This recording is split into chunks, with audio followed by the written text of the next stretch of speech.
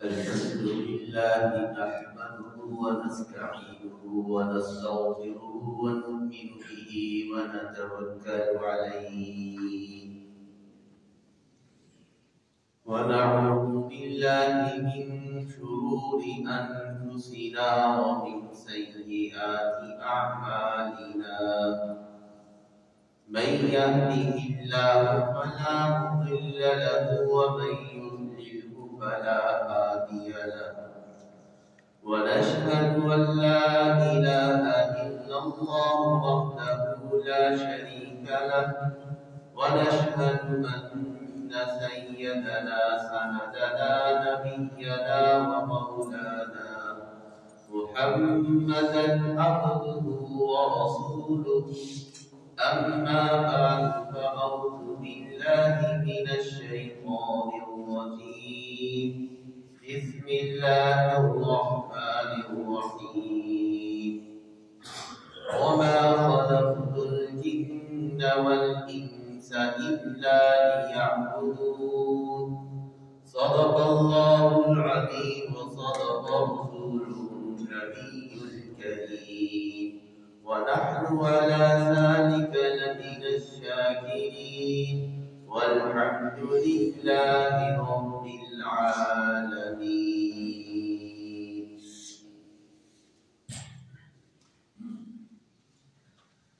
میرے محترم سامعین کرام السلام علیکم ورحمۃ اللہ وبرکاتہ.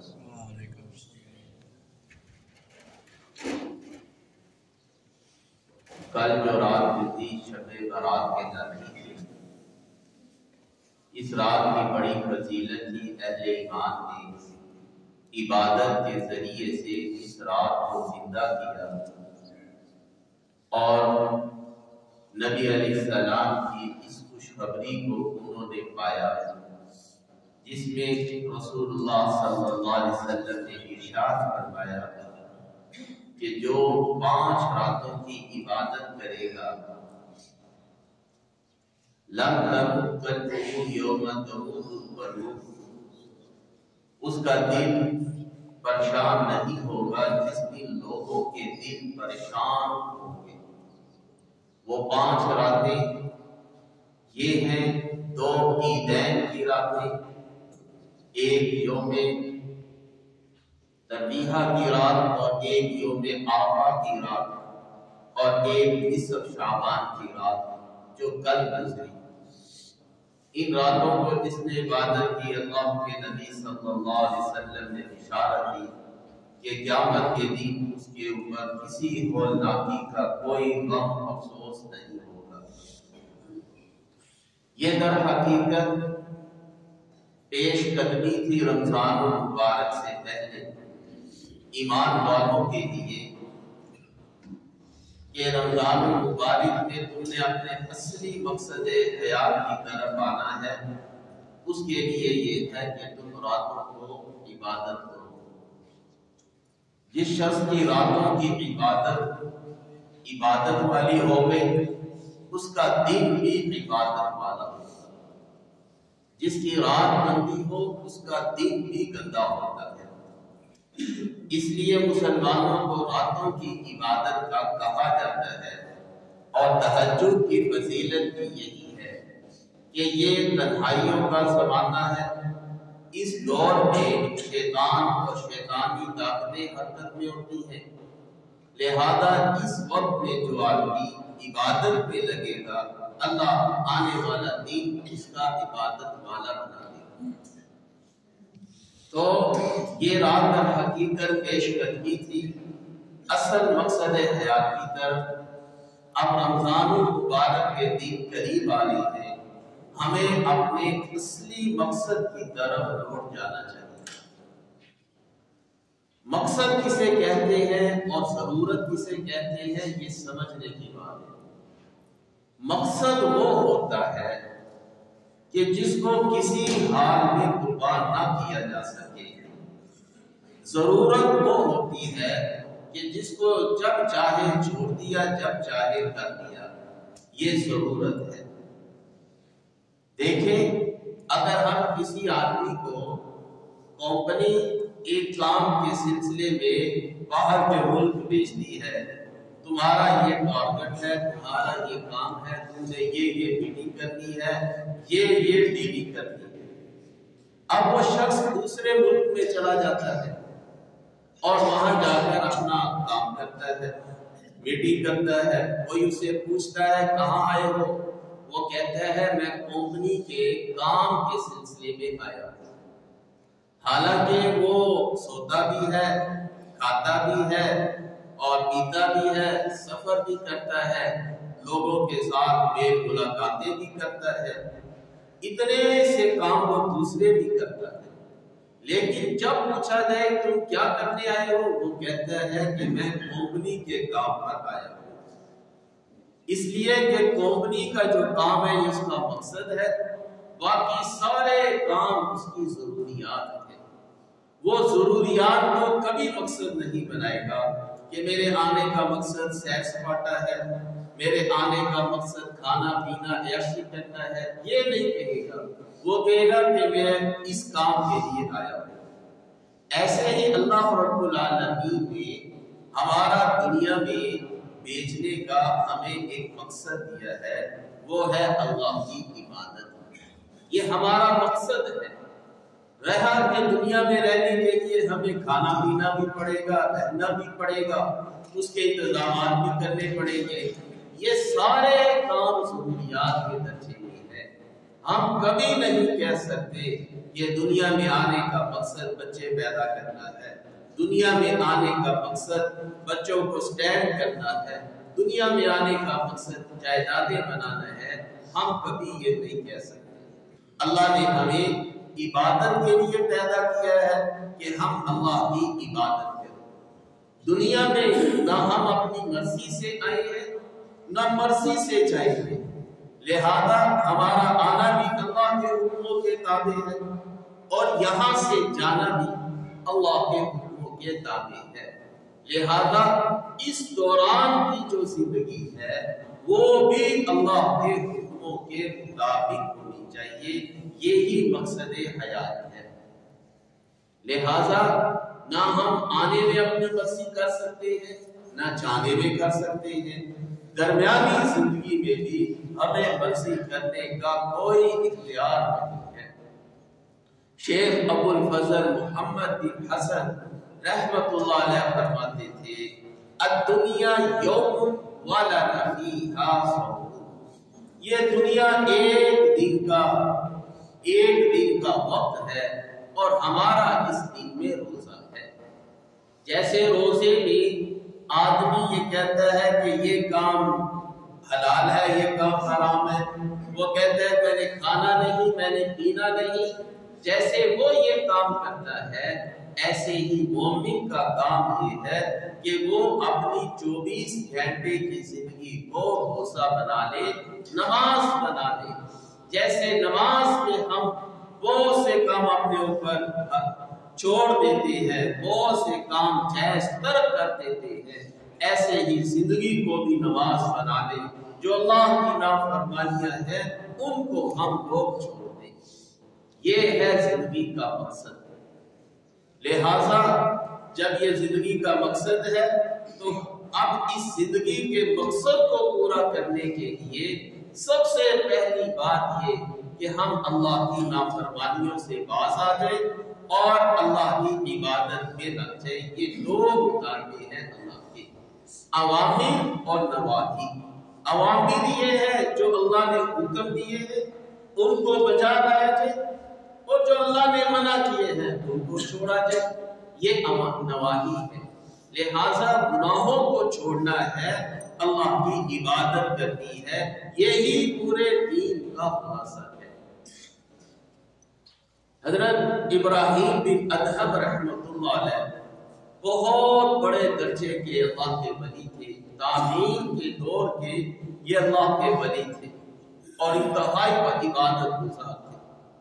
ان کے پاس ایک شخص آیا اور آ کر کہنے لگا حضرت کوئی طریقہ بتائیں کہ گناہ بھی کرتے رہے اور آخرت میں ہمیں نجات بھی مل جائے، پکڑ بھی نہ ہو، کوئی ایسا طریقہ بتائیں۔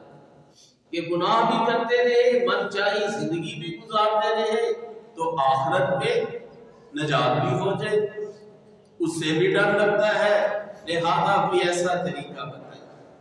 یہ اللہ والے تھے اور اللہ والے اپنے انداز میں سمجھایا کرتے تھے، فرمانے لگے ہاں میرے پاس چند طریقے ہیں، ان میں سے کوئی سا طریقہ بھی تم اختیار کر لو۔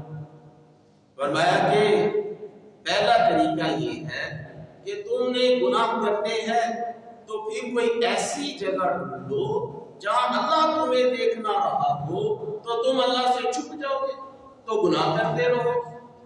کہنے لگا نہیں حضرت ایسا نہیں ہو سکتا، میں اللہ سے چھپ نہیں سکتا۔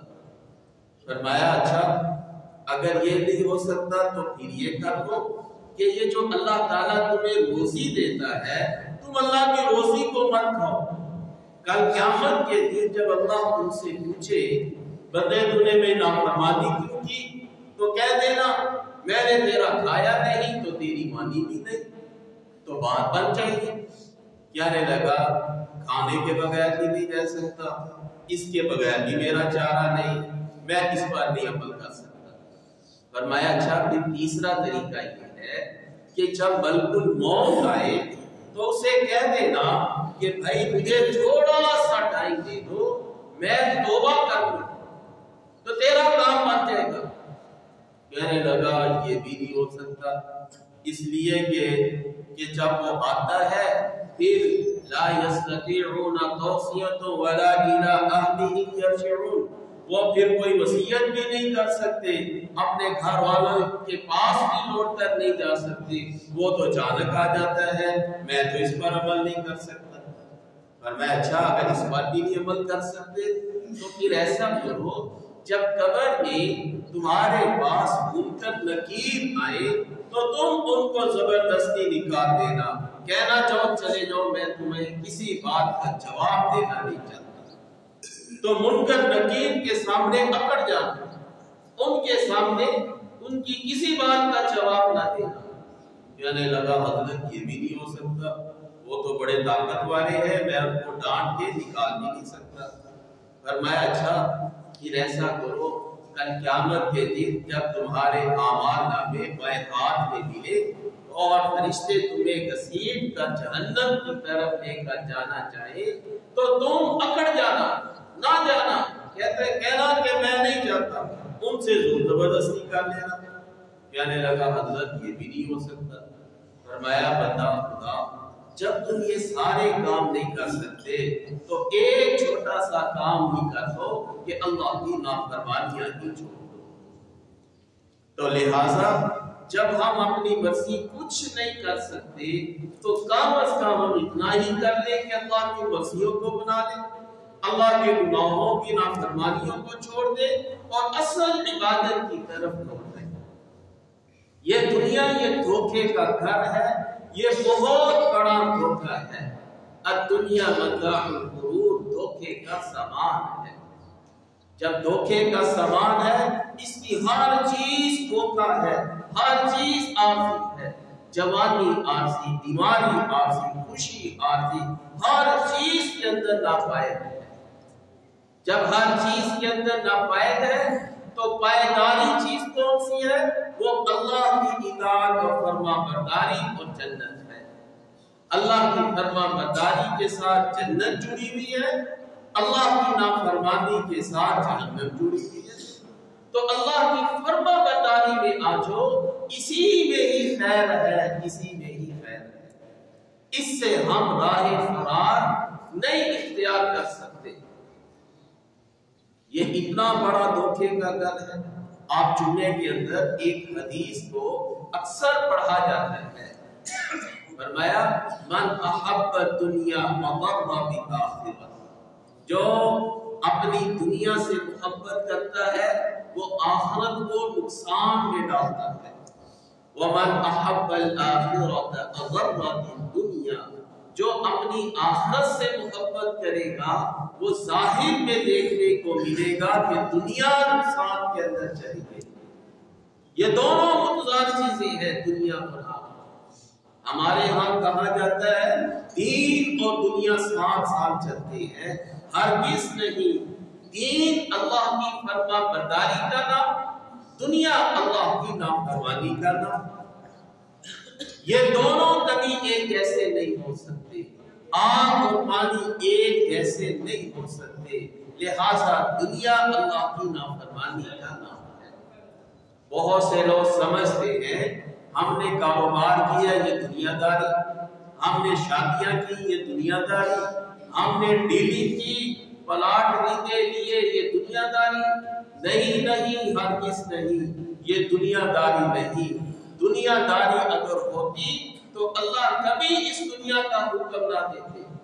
یہ دنیا داری وہ چیز ہے جو اللہ کی نافرمانی، اللہ کو ناراض کر کے جو چیز کمائی جائے، جو چیز حاصل کی جائے، وہ دنیا داری ہے۔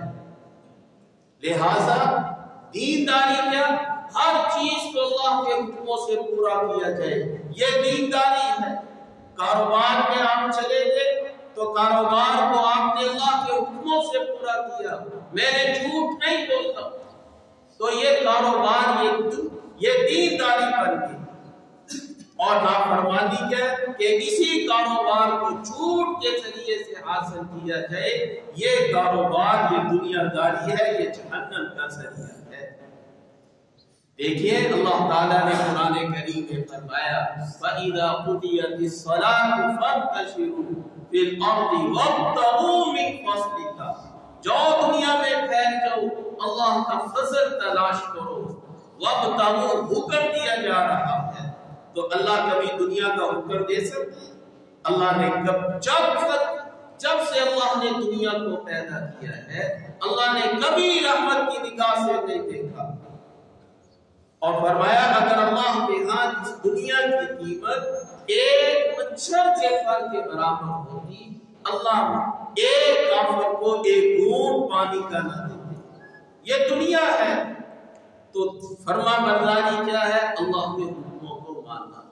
آدمی شادیاں کرے اللہ کا حکم سمجھ کر، نبی کے طریقوں کے مطابق، کاروبار کرے، خرید و فروخت کرے، گروسری کا گھر کا راشن خریدے، بچوں کی شاپنگ کرے، یہ سب کا سب دینداری ہے اگر حسن نیت کو بیچ میں داخل کر دیا جائے۔ صرف حسن نیت کے ساتھ یہ سارے کام دین بن جائیں گے۔ اگر حسن نیت نہیں کی تو نہ ثواب نہ گناہ، لیکن اگر گناہ کے ذریعے سے ان کاموں کو پایا تکمیل تک پہنچایا تو یہ کام دنیا داری ہے، نافرمانی ہے۔ تو حدیث میں فرمایا جو دنیا سے محبت کرتا ہے وہ آخرت کو نقصان میں ڈالتا ہے، جو آخرت سے محبت کرتا ہے وہ دنیا کو نقصان میں ڈالتا ہوا نظر آئے گا۔ فَآخِرُ مَا يَبْقَ عَلَى مَا يَفْنَى، جو چیز ہمیشہ باقی رہنے والی ہے اس کو تم ترجیح دو اس چیز کے اوپر جو فنا ہو جانے والی ہے۔ لہذا یہ جتنی بھی دنیا داری ہے، نافرمانیاں ہیں، ان کے اوپر اللہ کی اطاعت کو ترجیح دو۔ اللہ کی اطاعت ہوگی تو یہ سارے کام ہمارے اندر چلے جائیں گے۔ یہ رمضان المبارک کا مقصد بھی یہی ہے کہ اللہ تعالیٰ بندوں سے یہ مطالبہ کرتے ہیں کہ اے میرے بندے تم مجھے راضی کر لے تھوڑی سی زندگی میں تمہیں ہمیشہ ہمیشہ کے لیے راضی کر دوں گا، یہ میرا وعدہ ہے۔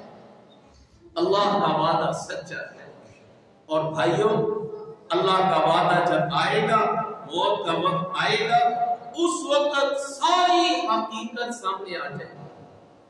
نبی کے وعدے، قرآن کے وعدے کھلی آنکھوں ہم دیکھیں گے، لیکن اس وقت اگر خدا نہ خواستہ کسی شخص کو افسوس لاحق ہو گیا، اوہو میں کیا کرتا رہا، یہاں کس چیز کا مطالبہ ہو رہا ہے، اس وقت بھی کوئی حل نہیں ہوگا۔ قرآن نے یہ باتیں ہمیں کھول کھول کر بیان کی ہیں، لہٰذا یہ مہینہ جو آنے والا ہے یہ سب اس بات کی یاد دہانی ہے ان وعدوں کو اللہ نے قرآن میں بیان کیا ہے۔ جنت والوں کے بھی وعدے ہیں، جہنم والوں کے بھی وعدے ہیں۔ اپنے آپ کو جنت والوں کے لسٹ میں شامل کرنا کہ اللہ نے جنت والوں کی ایک لسٹ بیان کی ہے، ان کی صفات بیان فرمائی ہے۔ اولئک اصحاب الجنہ، یہ جنت والے ہیں، اللہ نے ان کی نشان تہیا کر دی ہے۔ یہ دنیا کی زندگی ہمیں دی کہ ہم اس دنیا کی زندگی میں اللہ کے پسندیدہ بندوں میں اپنے آپ کو شمار کر لیں اور دنیا سے چلے جائیں۔ یہ بات طے ہے، جب ہم نے جانا ہے تو اللہ کو راضی کر لے، بس پھر آخرت بھی، قبر بھی بن جائے گی، آخرت بھی بن جائے گی، پھر اللہ کے بے شمار وعدے ہیں بندوں کے لیے۔ لہذا اپنی زندگی کو مختصر سمجھے اور یہ غور کرے کہ میں آیا ہوں تو اب ایک دن میں نے چلا جانا، اپنی موت کو یاد کرتے رہا کرے۔ جب دنیا دل میں گھستی ہوئی نظر آئے، جب نماز کے اندر سستی ہوتی ہوئی نظر آئے تو فوراً موت کو یاد کرو کہ میں نے مرنا ہے اور اللہ کے سامنے پیش ہونا ہے۔ احسنوا ذکر خاصم اللذات الموت، جو لذتوں کو توڑنے والی چیز موت ہے، اس کا تم کثرت سے تذکرہ کرو۔ جب اس کا تذکرہ ہوگا یہ دنیا کی محبت اندر سے نکلے گی۔ لہذا بھائیو اپنے آپ کو تیار کر دو۔ یہ جو رات عبادت کی گزری، عبادت کے ذریعے سے ہم اپنے دل کو جب منور کرتے ہیں تو یہ دل کے اندر آخرت کی محبت آتی ہے۔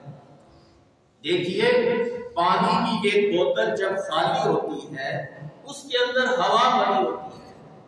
اگر ہم اس بوتل کو خالی کرنا چاہیں ہوا سے، کیا طریقہ ہے؟ یہ نہیں کہ ہم اس کو ایسے جھڑکتے رہیں کہ ہوا خالی ہو جائے، کبھی ہوا خالی نہیں ہوگی۔ اس کا طریقہ یہ ہے، اس پانی کی بوتل میں آپ پانی ڈال دیں، وہ ہوا وہاں سے نکل جائے گی۔ بس ایسے ہی دل ہے، اس دل سے دنیا کی محبت نکل جائے، ہزار دفعہ کہتے رہے میرے دل میں دنیا کی محبت نہیں ہے، میں نہیں ایسا کرتا، نہیں نکلتی۔ جب تک کہ آپ ذکر اللہ سے اپنے آپ کو متصف نہیں کرتے، یہ دل اللہ اللہ نہیں کرے گا، اس وقت تک یہ دنیا کی محبت ان سے نہیں نکلے گی۔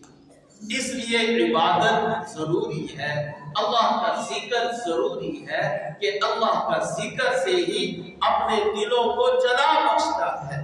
اللہ کے ذکر سے دل زندہ ہوتے ہیں، اور یہی وجہ ہے جس کے اوپر شیطان قابض ہو جاتا ہے، اس کو سب سے پہلے شیطان ذکر اللہ سے غافل کرتا ہے۔